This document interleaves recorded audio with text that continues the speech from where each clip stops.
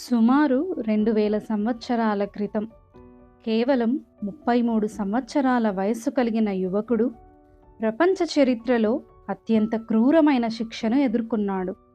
ఆ యవనుడే ప్రభువైన యేసుక్రీస్తు. మనలో చాలామంది క్రీస్తు ప్రేమను కొన్ని సంఘటనలకే పరిమితం చేస్తాం. ఆయనను రోమా సైనికులు కొరడాలతో తీవ్రంగా కొట్టారు అని, ఆయన తలపై ముళ్ళ కిరీటం పెట్టారని, ఆయన చేతులు కాళ్ళల్లో పెద్ద మేకులు గుచ్చారు అని, చివరికి ఆయనను శిలువపై వేలాడదీశారు. ఇంతవరకే మనం ఆగిపోతాం. కానీ ఈ సంఘటనల వెనుక ఆయన శరీరం నిజంగా ఏం అనుభవించింది? రోమా సైనికుల కొరడ మనిషి శరీరాన్ని ఎంతవరకు చీల్చగలదు? ముళ్ళ కిరీటం తల నరాలపై ఎలాంటి బాధ కలిగిస్తుంది? చేతులు కాళ్ళల్లో మేకులు గుచ్చినప్పుడు మన నరాలు ఎలా స్పందిస్తాయి?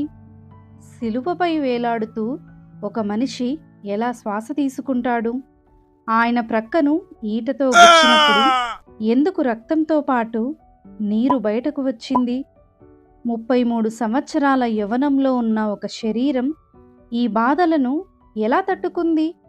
ఈ సిరీస్లో బైబిల్లో జరిగిన సంఘటనలను వైద్యశాస్త్ర కోణంలో తెలుసుకుందాం.